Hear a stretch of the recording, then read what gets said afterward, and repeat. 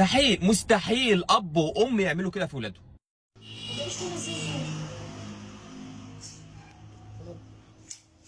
بابا فين؟ يروح يجيب لها بسكوت يا احمد ولا هتلاقي اي حاجه، علبه كنز ولا بتاع.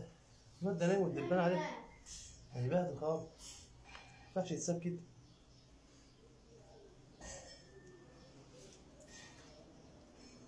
الدبان شايفه يعني مش عارف ينام من الدبان.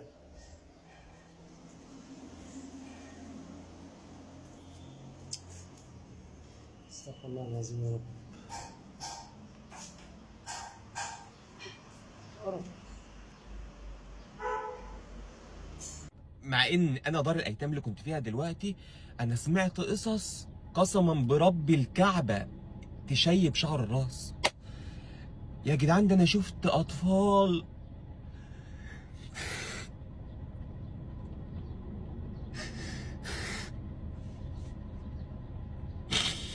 اللي لاسع ابنه، اللي مكهرب بنته، وعيال قمر، قسما بالله عيال قمر.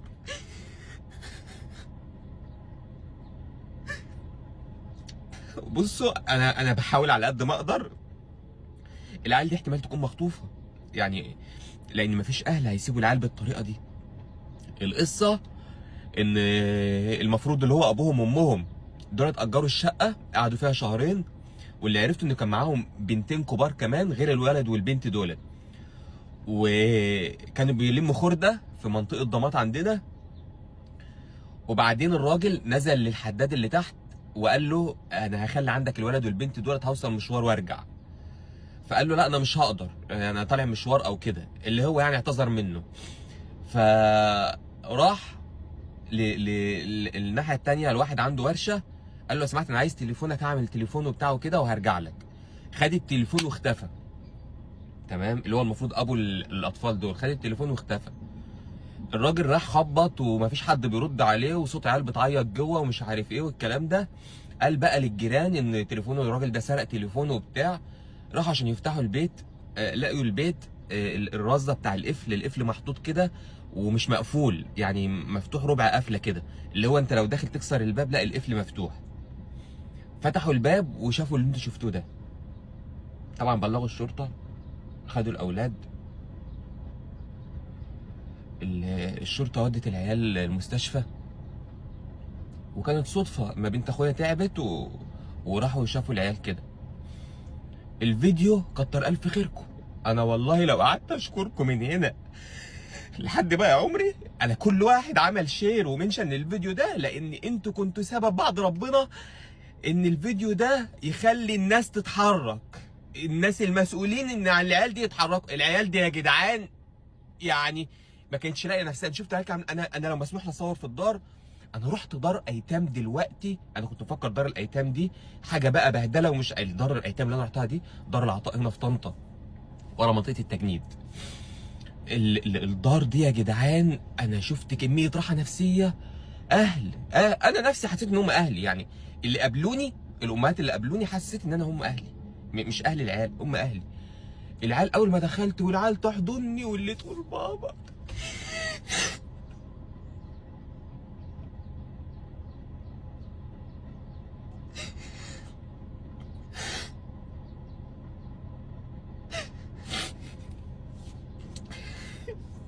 انتوا بيجي لكم قلب تعملوا كده في ولادكم ازاي؟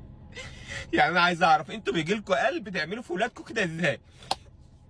يا عمي مش قد الكفه ما تخلفش يا عم، ما تخلفش وترمي. انا ده لا اله الا الله محمد رسول الله. حرام، قسما بالله حرام. انا هطلب منكم طلب، لان عرفت ان القوانين في ناس كتير قالوا لي ان هم عايزين يتكفلوا الاولاد، فمش هينفع ان انتوا تكفلوا اولاد دلوقتي، انه تاخدوها على بيوتكم غير لما يعدي سنه، لان الاطفال دي مجهولي الهويه، فلازم يعدي سنه الاول عشان في حال ممكن يظهر اهاليهم والكلام ده. بس نقدر نتكفلوا الاولاد دي، نتكفلها بمصاريف. لاول مره هطلب من حد حاجه زي كده. انا هعمل اللي ربنا هيقدرنا عليه. انا هفضل مع العيال دي طول السنه ديت، احط مبلغ من عندي باذن الله اللي ربنا يقدرنا عليه.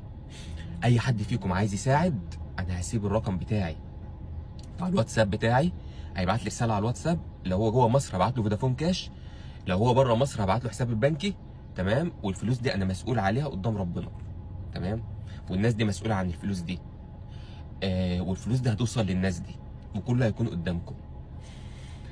اذا حتى مش قادرين نوصل لاهل الاطفال دي، هم في 31 طفل دلوقتي في الدار دي، فهنحاول نفرحهم.